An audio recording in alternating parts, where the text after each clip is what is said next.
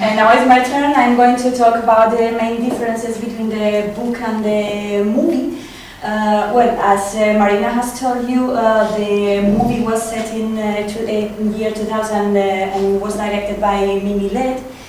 And the main difference I would like to point out is the speed or the rapidity in which the story is developed in the movie. Well, I mean, in the book, obviously you feel the feelings, you feel how a character feels, you know their thoughts, and I don't know, I was under the impression that the movie passed by too rapidly, and omitting some crucial details that, from my point of view, should have never been omitted. Okay, to know the story more deeply.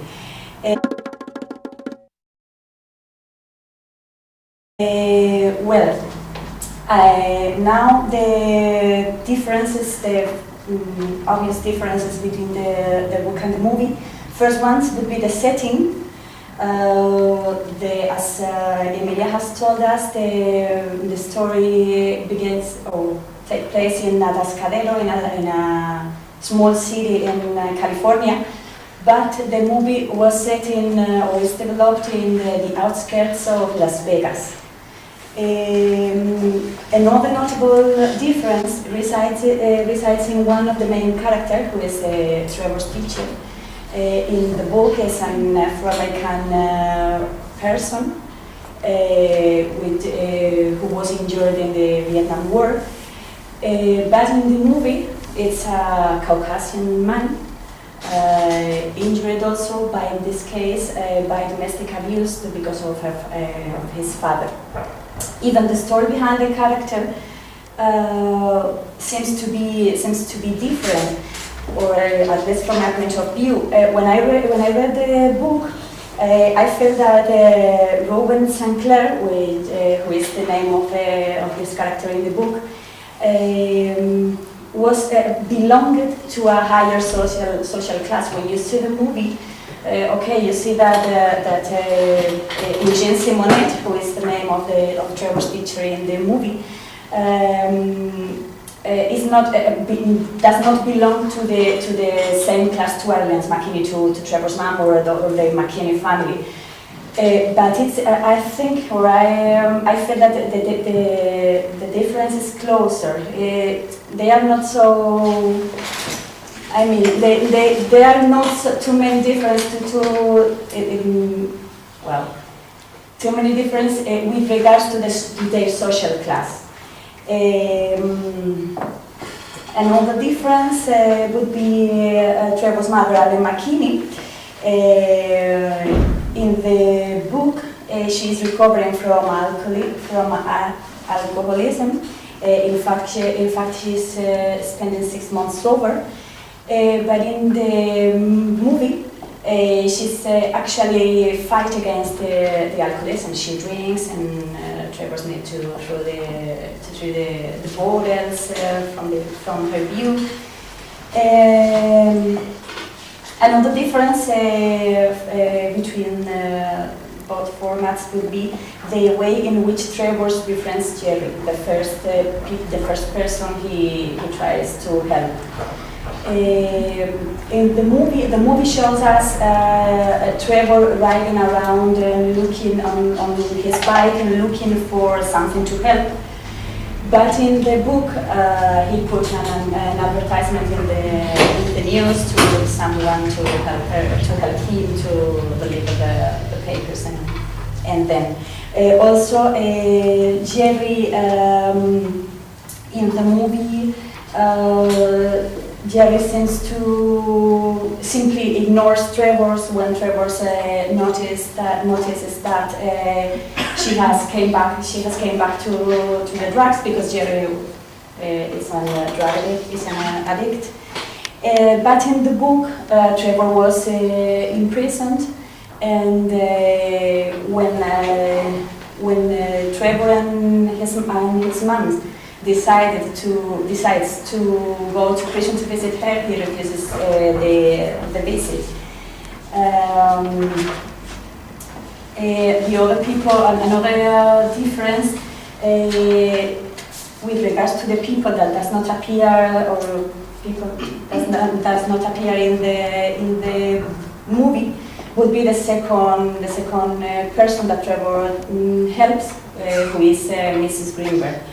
She's the old lady who lives very close to Trevor, and this omission prevents us to know other characters that appears in the book and not in the movie, as Matt, as the boy who worked in the grocery, etc. Okay, the way in which the movie is known by people is similar between the book and the novel. Trevor is interviewed by the journalist Chris Chandler, but the result is quite different, because in the movie the story ends there. Trevor is interviewed, and then the end is developed too quickly. And in the book, Trevor is rewarded by the White House in Washington. In the book, Trevor finally dies in Washington, whereas in the movie, Trevor died in her school trying to help a friend, and in the Washington he dies trying to help a complete stranger. The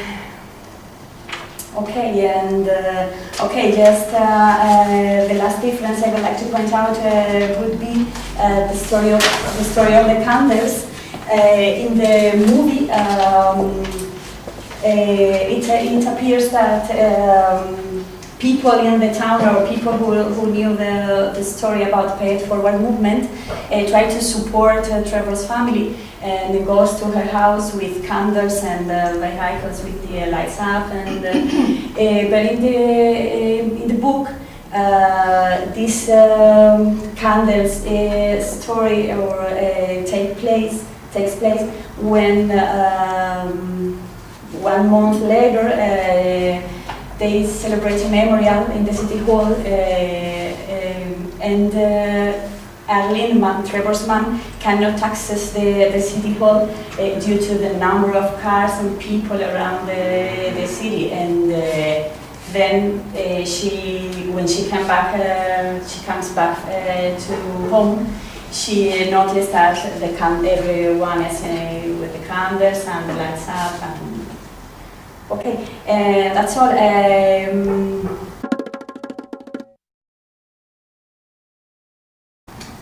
Coming back to my beginning about the difference between the movie and the book, and after I read the book, I vastly recommend the book instead of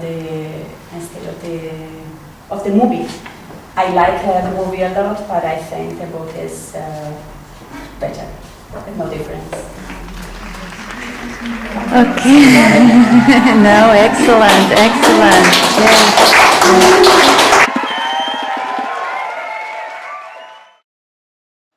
Comparing movies and novels. First of all, when you compare, you need to give background information on each item first. Walk in the listener's or reader's shoes.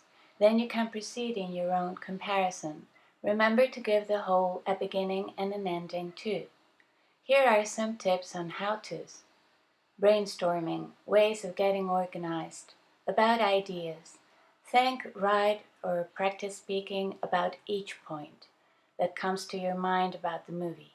Take notes in keywords, left-hand column, and do the same with the novel. Take notes in keywords, right-hand column. Next, look at your notes and see which points can be compared. Imagine creating blocks or paragraphs to select and organize your content. Think, write, or practice wording one of the comparisons. See which language you need to look that up later. Finish selecting and organizing your ideas. It's okay to leave out things if you have a time limit. What's important is logical progression, correct content structure. Do your final outline. About language. Consider the language you need, useful language to look up. Look for it. Articles, reading, or radio programs, listening. And jot down useful language. This kind of work will help you, all of this kind of work, will help you speak or write about the strengths and weaknesses of the movie and of the novel separately, and then also compare some of the points. Remember to organize things for each in a kind of parallel structure, for example, setting or character development, tone, language, ordering points thematically with the same themes. Whether your structure is any of the ones below or next is immaterial if it makes sense. So here are the examples I just mentioned before. For instance, you can speak about the setting in the movie and then the setting in the novel, and then proceed to compare and contrast both. Or you can speak about the setting, the characters, the themes in the movie, and then the setting, the characters, the themes in the novel, and then compare and contrast both with some highlights.